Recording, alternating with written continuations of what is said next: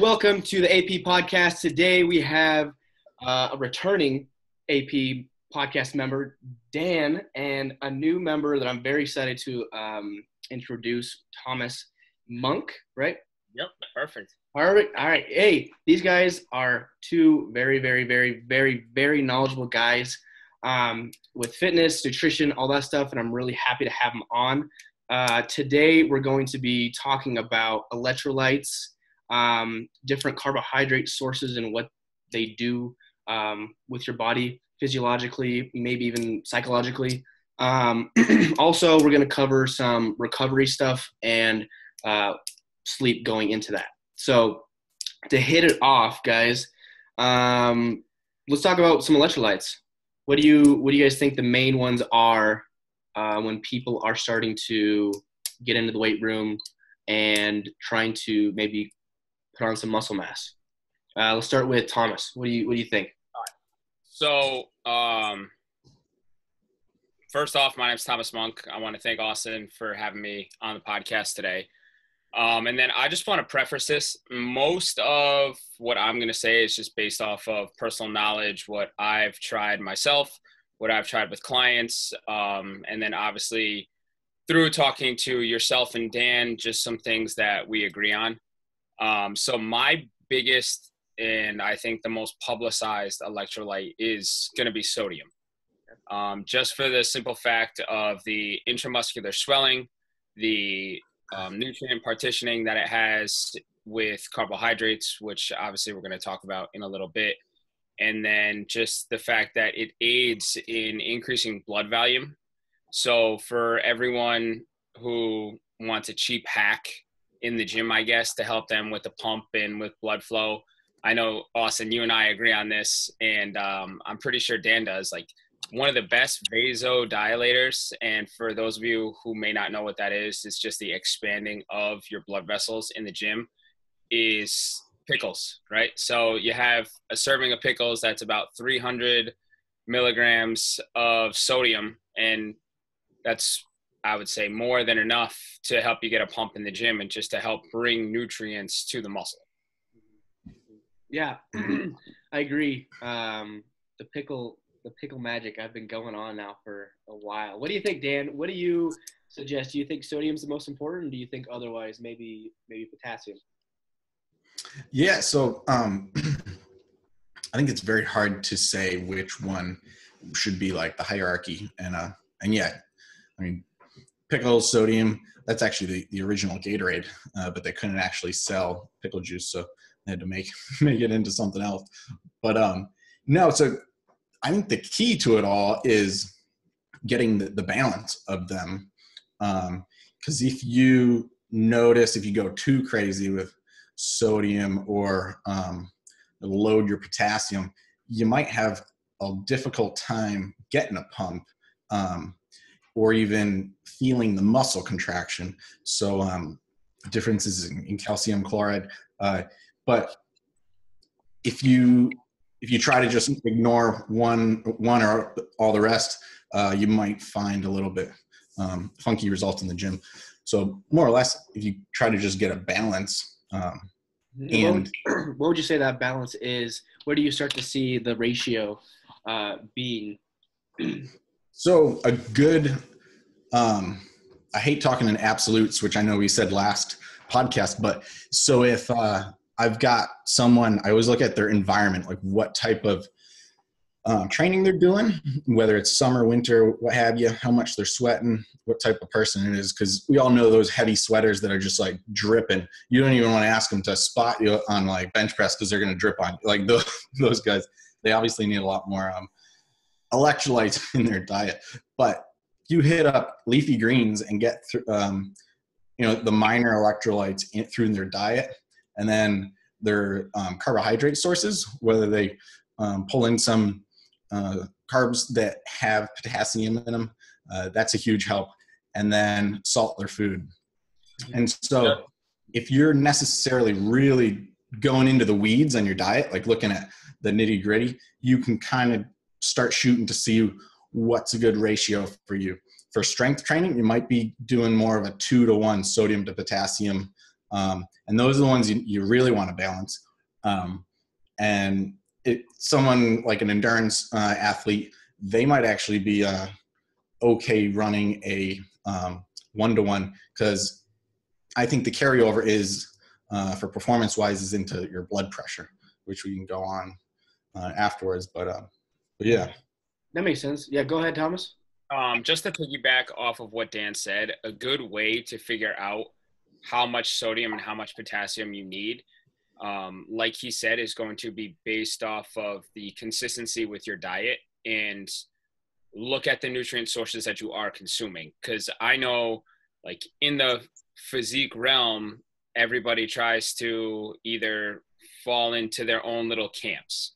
So you have the clean eaters who are going to eat nothing processed.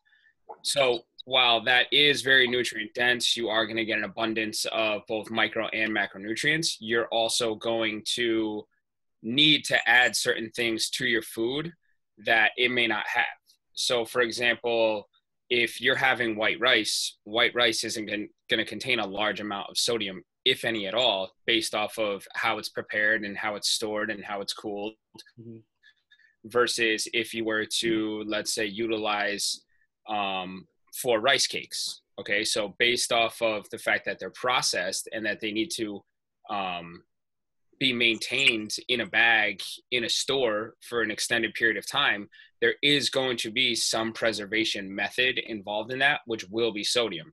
So let's say you have 44 grams of white rice that has 0 sodium, and then you have 44 grams of rice cakes that has, we'll just say there's 100 milligrams of sodium. Don't quote me on this by any means, but like, let's just times that by 4, that could have 400 milligrams of sodium. Mm-hmm. And then, so based off of that, just kind of see how your body responds. And then what are you drinking a day? So how much are you going to the bathroom with regards to how much you're salting your foods? Because what you put in, your body's going to flush out. And then once you flush it out, you need to replace it. It's not just like, hey, I put sodium on my first meal today. Why didn't I get a pump at the gym at 5 o'clock in the afternoon? Mm-hmm. You know, so I think little variable traits like that, in addition to, like I said, the water and then your food sources would definitely aid in figuring out what works best for you. And then working with a coach, they could obviously make suggestions on, hey, why don't we try a grill just to see how you respond. Can you guys hear me? My connection getting a little unstable. Can you hear me? Yeah. I can. You're good. Yeah, no, I agree with all of that stuff. And I actually wanted to dive into the water a little bit because that's a huge component. And I know we can go into carbohydrates too, because that's a huge component also, all playing into one. But I guess with sodium, potassium, all that stuff, we're talking about sodium right now. Do you see a certain ratio? I know that it's going to depend on muscle mass and body weight, all that different stuff for fluid intake, what I do at least, compared to their electrolytes. Let's go, Dan. Can you explain, like, for the people who are listening, why you can't just salt your foods and think you're going to get a huge pump, but how water plays a role, like water follows sodium, and explain maybe the mechanisms behind what's going on? Yeah, some of it.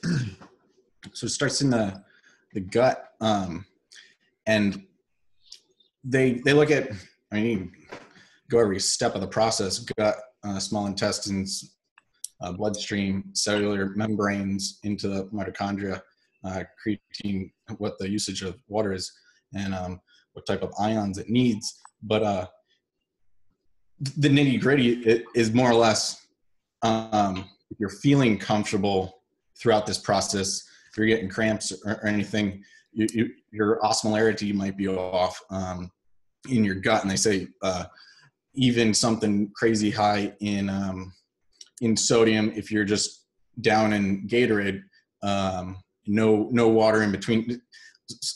As we know, Gatorade is a very high concentration. So that's why they say cut it.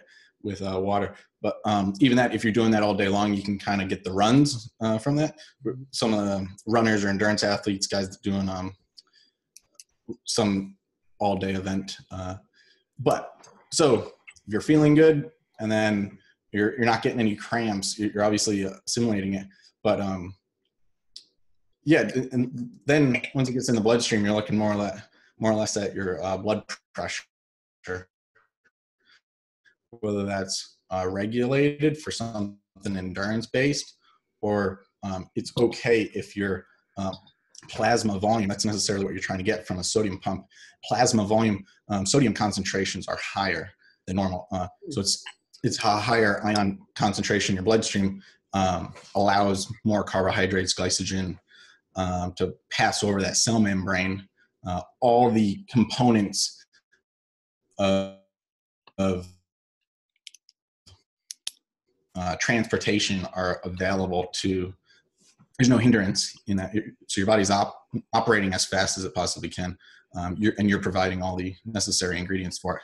So yeah, not as much, not as important, I should say, knowing the nitty gritty, but I think to prioritize hitting a higher sodium, having potassium as well to balance that, and then being able to understand blood pressure, how it plays a role, and how sensitive you are, because everyone has a salt sensitivity to them.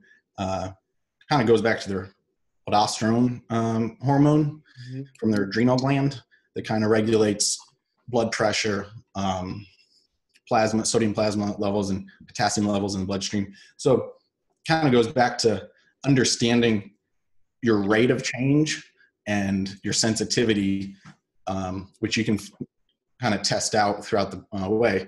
I know we all do refeeds, kind of like play with sodium on those refeeds, practice loads, practice peaks, such like that for physique athletes, practice runs for endurance athletes, anything like that.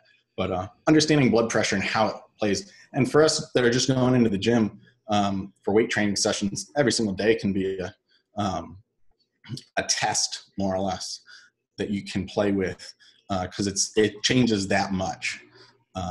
So I would understand the rate, how you respond to it, and then play with increasing water, increasing sodium, decreasing sodium, getting those potassium, high potassium carbs in your diet, some leafy greens, something green, vegetable for the rest of the electrolytes earlier on in the day.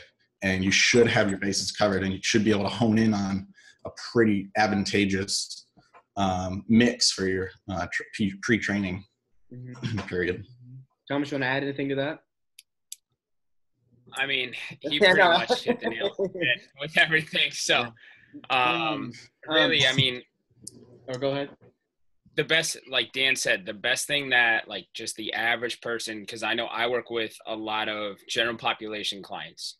So, like I tell them, go like, all right, this is what we're going to do for a refeed. Half of them are going to be like, what's a refeed? So I think more or less whenever I work with a client, something that I always try to tell them is let's stick to consistency and let's stick to some type of adherence. So whatever's going to work best for them in terms of food sources, in terms of how much water they're getting, like rather than trying to manipulate water or manipulate sodium levels with just a general population client. Like my biggest thing is let's just stay consistent. And then in your training log, write down how you feel. So if you feel that today you are fatigued, or today you're full of energy, or you had a great pump in the gym, that's when we can then go back and kind of peel the layers back that added up and see what they did differently on the day where they felt awesome versus the day that they felt terrible and they weren't able to get a pump. Gotcha. Yeah. I'll add one thing to that. Like once you find that, I like what Thomas said about writing notes in your logbook, because I know we're both a fan of jotting notes down. And so your body feeling and how the like muscle contractions were, such, and make sure that's on that training day. So then you can look back and, that could have been when it was 32 degrees out. Then now all of a sudden it's 85 degrees out. It's in the summer. And, you might have sweated out some of your water just grocery shopping that day because it's hot out or something. So you have to play with that. It's always a moving target. So, and as you play with that, you can start to find out, oh man, when I'm losing water, my diet is pretty decent. I just have to increase my water and salt my food a little bit more. And my potassium and the other electrolytes are still in those ranges and stuff. So sounds like kind of measuring even blood viscosity and like you're saying, blood pressure and different things going into the training session are all variables you can mark down on that sheet. Yeah. I think to be honest, I think that's one of the best assets someone who's looking to change their body composition can do. Just so concerned with, okay, well, where's my body weight? Or how much did I bench today? Or how much did I squat today? Or how much am I going to lose this week? Where they get lost in these bigger pictures that they forget it's all of the small things added up that are going to elicit the biggest changes. Yeah. No, yeah, that makes total sense. So I know we're kind of covering both performance and adherence kind of back and forth right now. Let's throw in some carbs. So obviously we're going to get some electrolytes from carbohydrate sources. I know me and Dan talked a little bit prior. And also I talked to you, Thomas, about this, just different mechanisms. But let's go into how to get those electrolytes. And, the main two, I guess we could throw in calcium, but I'd say potassium and sodium are probably the biggest two right now. What carb sources and when do you guys think to structure those sources throughout the day to maintain that balance that you're trying to find? So let's start with Thomas. Well, before we get into that, I do want to just throw one more electrolyte in there that I think really does need to be addressed is magnesium. Mm-hmm.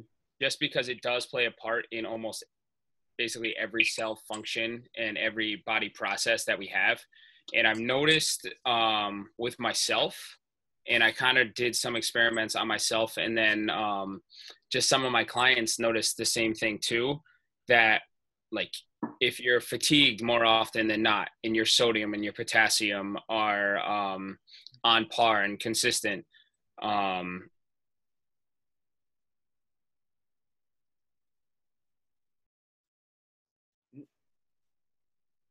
anxiety, muscle, sign of a what I was doing was I was supplementing with a magnesium citrate prior to going to bed. So I don't know if you guys have ever heard of the supplement Natural Calm. Yep. So basically it just, magnesium helps to relax the body. It kind of takes the edge off. So what I finally did was I did some research and I found that magnesium glycinate actually produces all the same effects, but the difference between the two is magnesium citrate. If you take too much, you'll end up spending the night in the bathroom. It'll just kind of come at you. You're making weight for a powerlifting meet. Yeah, that's what I'm saying. Like, whereas the magnesium glycinate, it just kind of relaxes you. It takes the stress away. And it really does help with those suffering from like anxiety and things like that. And now when you think about trying to cut weight and the acute stress of cortisol from all of your daily personal obligations, things like that, like all of these things could be hindering your ability to stay hydrated. So what I started doing is the daily recommended magnesium glycinate recommendation is 400 milligrams. So what I did was I'll do 200 in the morning, and then I'll do another 100 at lunch, and then 100 at night. And I've just found I've never felt better in terms of overall stress levels, overall hydration, everything like that. And because my hydration is now better, and with the consistency of the sodium and the potassium, I've seen far benefits in just overall daily life and then performance in the gym. So it's just something that if someone's sodium and potassium are on par and they're still experiencing the fatigue from stimulants or just overtraining or not recovering properly, if they're still getting muscle cramps, and then like Dan was saying, if they throw in more sodium and their blood pressure rises, that's when I would just look to supplement with magnesium, just because it is so prevalent. And if you're eating the same things day in and day out and they're not rich in magnesium, then obviously you have some type of deficiency which needs to be addressed. It sounds like something that would be really well conjunction with some adaptogens, if anything, too. Oh, yeah. Okay. Well, I don't know. Do you want to add anything to that, Dan, about magnesium? It sounds like there's different compounds you can take to get magnesium. I've never, like myself, gotten too deep into magnesium stuff. I've had people with like hormonal stuff or like sleep problems and stuff like that help, along with like GABA and stuff. But I don't know. Do you want to add anything to that? Sure. Yeah, no, you're exactly right with the trying to get to sleep. If they want to stay away from a sleep aid, like a melatonin or something like that, magnesium zinc is another natural way of not a natural calm, like that supplement name. But the only time I've ever thought to add it into performance reasons, unless someone were trying to find a problem, find a solution to a problem, was for long distance endurance races. I think I mentioned the other time I had one guy that was going to do a 24-hour Spartan race, and so in that sense, yeah, you tell me better about than where this is going. So in that sense, you got to look at the type of training again and look at total system view. What's going out has to be supplied by bringing it in, and usually trying to hit it before the body's in need. So in that sense, that guy's metabolic output was going to be so great that you do need to actually supplement some of these electrolytes to make sure that they're in the diet. Because the other thing is with some of those races, if you're just pounding peanut butter or like some of those goos, or they might be not as micronutrient dense, I should say, or deficient in some vitamins, minerals, as you're just pounding carbs throughout the entire 24-hour day. So towards the end of the day, you're cramping, you're doing so. Taking there's all sorts of different supplements, but yeah, electrolyte tabs and stuff like that. And I had him on magnesium as well at 4-hour intervals throughout the day. But yeah, so something like that, you look into making sure they can keep their peak output. Gotcha. Sweet. Well, let's transition then into carbohydrates, if you guys are all good with the electrolyte stuff. Yeah. So I guess let's go into, obviously we could talk about different glycemic index carbohydrates and stuff. Me and Dan kind of covered that last time. So I want to correlate it to the actual electrolytes. So, me and Dan, we were talking about during the day with the potassium and sodium, and hold on a second, guys. I got a pop up here. Press for time, apparently. Oh no! Did you guys get that too? That 10 minutes? Yeah, there's remaining time. Yeah, we have a countdown here. Oh God. Maybe I should just upgrade. All right. Well. Yeah. Anyways, more quarters in. We'll do part two. This is just the teacher. What's that? Yeah, I was gonna say, what if we signed off? I was gonna say, what if we signed off and then just signed back on? Yeah, we'll probably do that when it kicks off here. We'll do that. Do you have to make a new meeting? Yeah. So actually, let's just end this part one with the electrolytes, and then let's just hop off right now and then get back on and keep going into the rest of it. All right, perfect. Sound good? All right. Roger that. Roger that.